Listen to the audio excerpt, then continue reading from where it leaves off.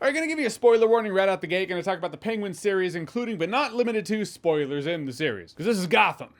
No one gets out of here clean. But if you want to feel clean, I give you the sponsor of this video. This video is brought to you by Mando. Mando's a high-performance, whole-body deodorant that you can apply everywhere. Like, pick a spot. It's great for that. It's created by a doctor who saw firsthand how BO was being misdiagnosed and mistreated. This is 72-hour odor control. I haven't done that stress test, but it has kept me smelling fresh from the beginning of the day, throughout the day, all the way to bedtime, even to when I wake up the next morning, which is really impressive. It's nice not having to reapply throughout the day. And it's a whole package too, not to put too fine a point on it. Mando the wipes, Mando the stick, Mando the deodorant cream, Mando the body wash and spray, with a solid selection of fragrances. Bourbon leather, cloverwood, Mount Fuji, Pro Sport. They even have unscented, which I really appreciate. Some folks prefer that or need it. For a limited time right now, Mando has a variety of holiday bundles on their website. Perfect time to stock up. And for you, my people, Mando's offering $5 off plus free US shipping on orders over $30 when you click the link below and use promo code JOHNS. And thank you once again to Mando for sponsoring this video. I do appreciate it. Not gonna lie, I'm kind of proud of that transition myself. And just so you know, this isn't gonna be a play-by-play. If you're looking for me to break down everything about the show, The Penguin, I'm not gonna do that. Not really a review at all. It's just me rambling about a show I like, which is essentially anytime I talk about a show, so there's that. So the Penguin series, limited series of 8 episodes. So I already did a video on the first episode, which I really liked. I thought it was a great intro to the world. I mean, we've already gotten the intro to the world in the Batman, but for the Penguin's part of the Gotham Underground, I thought it was a great intro. So essentially the bullet points of the plot is this is the rise of the Penguin in Gotham to be a criminal overlord, essentially. We're following Oswald Cobblepot. All right, I said in the previous video that he's called Oz Cobb, not Oswald Cobblepot, and you know, like they're modernizing it, which the pushback was he is still Oswald. Everyone just calls him Oz. Fair. But he's never called Cobblepot. I guess Cobb is his name. Doesn't matter. Don't care. So the gist is Oz kills Alberto Falcone. Sophia Falcone just gets out of Arkham. She finds out that Oz is the one who killed her brother, so she teams up with Salvatore Maroni, played by Clancy Brown. All the while, Oz has stolen these mushrooms. It's basically the new hot drug in the streets of Gotham. He builds his empire there, so it's his revenge tale with mobsters while Oz is rising in power.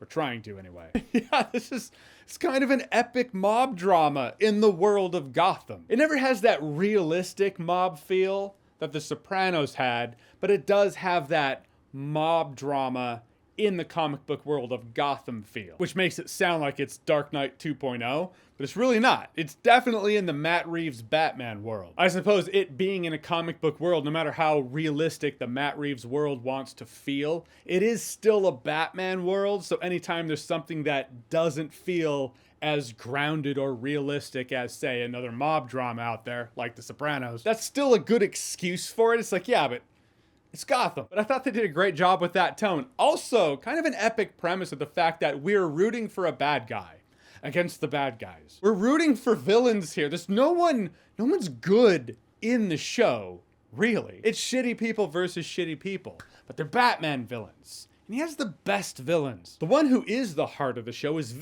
Victor, Oswald's guy. Meets him early on, sees something in him. He's like, you know what, kid, I'm gonna take a chance on you, and together they kind of become partners as this empire is growing. Stay with me on this. But he is kind of the Jesse Pinkman of this world in a sense, you know? He's not a bad person. He just is in a bad world. And this dragon whose wing he is under is corrupting him. With this being a Penguin show, like I said, we're rooting for villains here. I was even rooting for Vic to, you know, kill that one dude. That dude who was like, Vic, I see you're into some big stuff. Like, we go back to the neighborhood. Come on. Hook me up. I know who your boss is. I know who your boss is. He's kind of being passive-aggressive to Vic. You can tell this dude's going to be a problem. I won't lie. I was like, all right, Vic. Now's your chance. Now's your shot. Terrible rooting for people to do bad things, but hey, when in Rome, or Gotham, as they say. Yeah, he takes him out, and I was like, well, that's what you get for being a dick to Vic. But it never felt like Vic's nature, you know? I didn't feel like he was going to sleep well that night, but he's doing it for Oz, because they're buds. Stay with me on this. It messed me up. I'll get there. Should we be rooting for Sophia, who was wronged and thrown into Arkham and found out her brother was murdered by this guy? She wants revenge against that guy? Yeah. But you know, it's called the Penguin and he feels kind of like an underdog.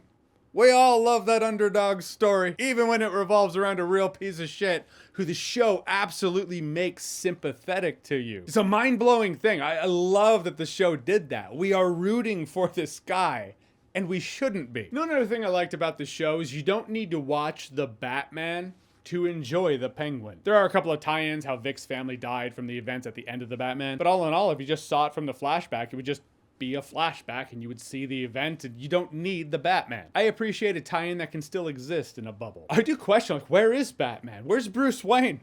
Is he sleeping? Is he on vacation? This bomb goes off in Oswald's lair underground where he's making all the drugs. That's right, he stole the Ninja Turtles home. A bomb goes off in it. Batman's taking a page out of Wirtz's book from Dark Knight. It's my day off. But even with that bombing scene, you see the actual nature of the man there. Behind all the speeches, all the, you know, we're gonna do this and I'm there for you. And society shut you out, but you have a place with me. I got your back. He sees a bomb, splits, saves his own ass. Everyone else dies. I mean, at the very least, he could have been like, bomb! Everyone out! Which also shows he is definitely meant for corporate leadership.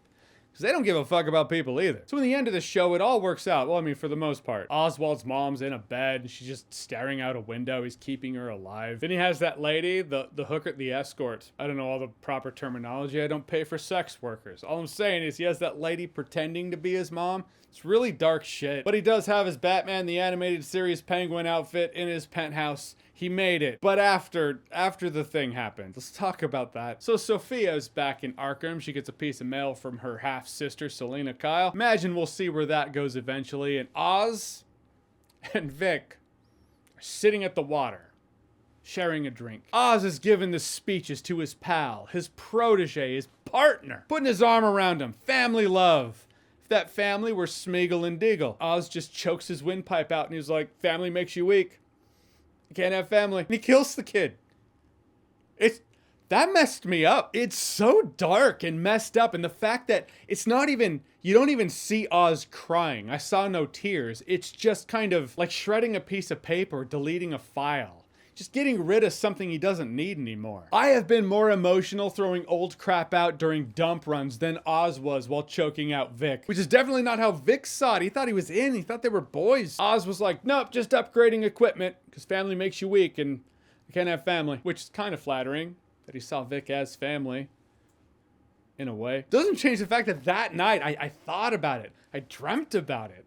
Invaded my subconscious. If Oz killed Vic and he at least felt conflicted about it, like George Telenian of Mice and Men. Yeah, it sucks, it's dark, but it's just different when it's such a callous bastard because we all became Vic. We were backing this guy in the series. We had to pick our side among the villains. We were like, it's the Penguin. All right, we're watching Oz rise to power. We're even rooting for him. He gets the upper hand and we're like, yeah, good job, go him. We backed the wrong guy. We backed a complete piece of shit. I might be projecting. I did, though. This is the kind of ending that gives people trust issues, by the way. This is why I can count the amount of friends I have on one hand. I'm not even saying there are 5. I'm saying it's not more than 5. But we can sympathize and empathize with Vic in that way. We fell for it too. Kind of reminded me of the Brian Azzarello Joker graphic novel, which is seen through the eyes of the Joker's driver. He's like, oh, we're pals, we're buds, I get him, he gets me. But as the great philosopher Lincoln once said, in the end, it doesn't even matter. Linkin Park, smart man. It shows why the Penguin is such a dark horse in the DC universe, in the Batman world. He's done some really dark shit, but he's usually overshadowed by the Riddler or the Joker. Never underestimate the simple dick with drive and ambition. The fact that Oz wouldn't even fess up to his mom, who knew that Oz killed his 2 other brothers when they were kids. She was gonna lose her finger. All he had to do was admit it, and he still wouldn't do it. I said it before and I'll say it again. Colin Farrell is incredible in this show. Completely and totally disappears. I still kind of don't believe it's Colin Farrell playing Oz Cobb. The thing I saw that made me go, okay, maybe it is Colin Farrell. Is that video that was circulating where he has the makeup, but he's talking in his normal voice?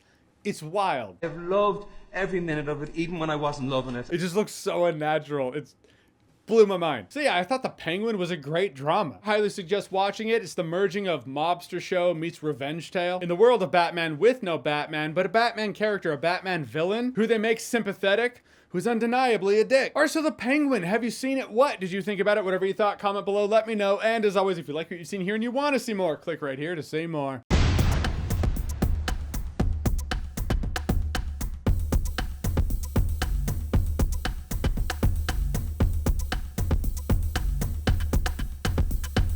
Episode 2 end credits. That rendition of Happy Together, I still listen to it. Haven't stopped.